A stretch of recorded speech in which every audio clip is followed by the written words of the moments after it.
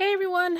Okay, I'm back and this is actually more of a informational video because I've gotten a few questions about what printer did I use to print out this digital image. Okay, so this digital image came from Diana Markham. I have a number of different digital images I purchased over the past many years that I've collected. And I know a lot of you are interested in coloring with alcohol inks. This was done using Copics. I also have now another line of alcohol inks, but I also do, sometimes I watercolor, sometimes I use water with dye inks, so you want to use the right paper and you want to use the right ink to print out your image. So if you are one of those people who wants to look into digital stamps, because it is cheaper that way, you don't have to store them necessarily on a shelf, you have them on your computer or a drive, you can do that. So let me first start with the paper. Okay, so this is what I'm using for my Copic coloring or alcohol ink coloring. This is the Hammermill 100-pound. I bought this while I was at boot camp, and I still haven't really used a lot of it up. They also have an 80-pound as well. It just depends on what weight you want. But this is nice, smooth, affordable paper. Unfortunately, I don't have it like a ream of it to show you because I haven't yet made my way through the 50 sheets that I have here. So this is the paper that I've been using. A lot of people like the Nina. I have used the Nina. I was using the Solar Crest White that they carry, but Nina has some drag to your nib if you're coloring. You'll notice it if you color like I do. It depends on your style for coloring too. But I noticed there's some drag on it when I color with the Nina paper. That doesn't tend to happen with this Hammermill. So I do like this. I also have another one that's a Cryogen White. Cryogen White was sold through the Paper Temptress.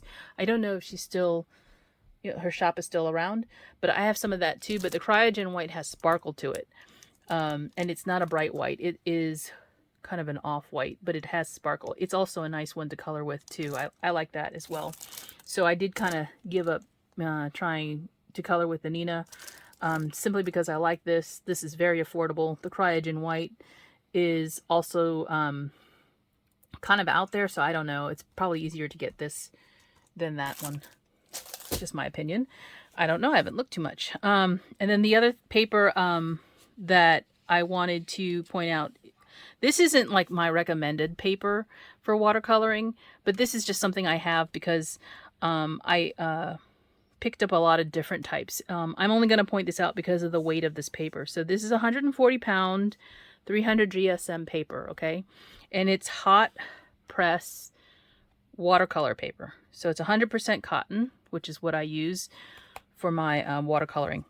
It can absorb, a good amount of water, and you won't have the buckling that you do on a regular cardstock. So this is made for watercoloring. You can get hot press and you can get cold press paper, but what I want to point out is the weight of this paper. Now this is a 9x12. To run it through my printer, you have to cut it down to 8.5 by 11 because my printer will only accept that size. I did not buy this with the intention of putting it through my wide format printer. Okay, so paper aside, I can print my digital stamps and watercolor them onto this type of paper, watercolor paper, or I can print them on a Hammermill and color them with my Copics. And the printer that I have has two types of ink. Okay, so let me point out, I'm going to insert a picture in here in the video, and you'll see that it has two black ink cartridges. Okay, there is a BK black cartridge and there is a PG BK black cartridge. The PG stands for pigment, and that is used for your watercolor. The BK, regular BK, is dye ink, and that's used for coloring with alcohol inks. So I know that this is safe because obviously it works here. You may have to test it out with your printer. I don't know of all the other printers that are out there on the market. I know the one that I have, and it's a Canon. Okay, I have 2 Canon printers. Both of them have 2 separate black ink cartridges. I have a everyday printer, which we recently replaced. We went from an HP to a Canon for this reason, because I wanted to be able to print out my images without having too much fuss. And I also have a wide format printer, which I use for printing my digital scrapbook papers, or I want to say digital papers for like card making. So like your different collections that come out from American Crafts, those you can buy on Etsy. Those types of digital prints come on. I print them on my wide format because it's made for nice photo printing. Okay, but both Canons have 2 cartridges, and I explained what the 2 cartridges were. Now, the Canon printer that I have is model IP8720, and I also have another one. Like I said, I have 2 of them, and the pigment ink, the PGBK cartridge,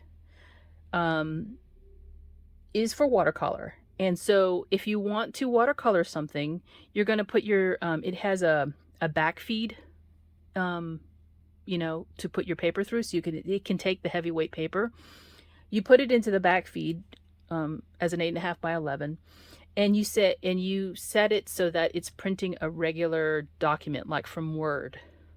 And if your image is pasted into a Word document, it will use the pigment ink cartridge to print, so you can watercolor the image. The BK cartridge is a dye ink, and again, that is the one used for the alcohol ink. If you set it so that you're printing as a photo, it will use that dye ink cartridge to print it out. And that's how I do it. So in order for me to alcohol ink color my image, I'll put my hammer mill paper in the feeder and set to print a photo. Something like this, right? So I have the image pasted into a Word document or something like that. I actually use Illustrator. Most of you don't probably have that on your computer, and it is something that is subscription based, that you probably wouldn't buy just for this. So I use Illustrator because I already have it for the design work that I do. I can go into Illustrator and set the properties to print it as a photo, and it will print using the dye ink cartridge in my printer. So it will print using that BK cartridge. All right.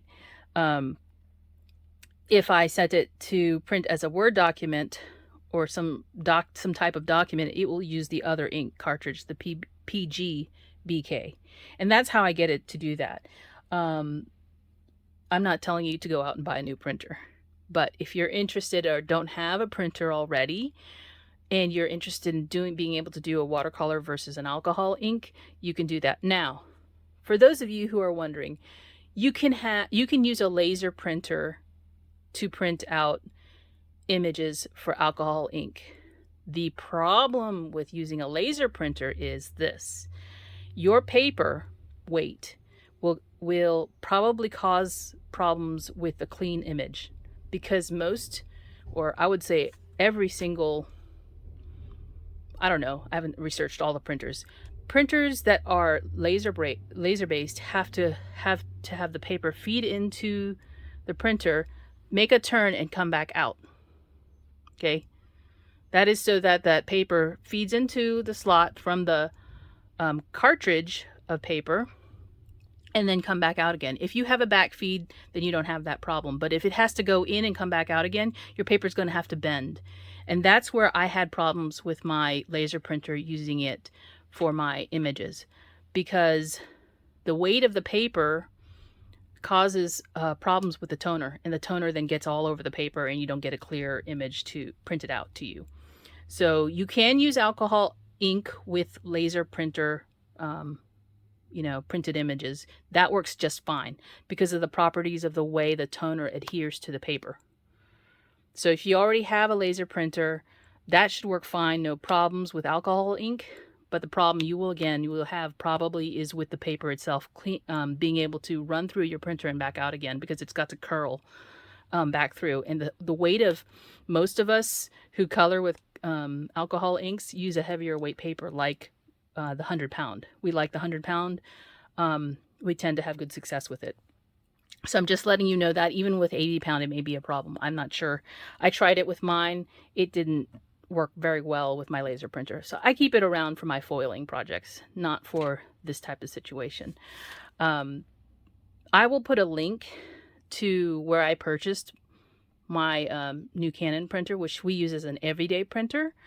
My husband uses it too. I use it for this purpose, or if I have to print some sort of online receipt or something like that. But I wanted you to have that information for those of you who are wondering. The printer was about $200. I'm not going to, it's not going to be an affiliate link, so you don't have to worry about that. It's just going to be a straight link to Amazon where what I purchased. And then you can go find it elsewhere for cheaper, perhaps, and find a good deal on it. But like I said, if you're looking for a printer, I use the Canon one because I know it's got 2 cartridges. I don't know what Epson does because my Epson printer does not have the regular ink cartridges in it. I have a different ink setup for that. And I may have mentioned that before. But anyway, that's some information. I hope it's useful for you. Here's the original image, printed to hammer mill, 100-pound cardstock of this one right here. Again, this is printed 4 to a page through my Canon printer.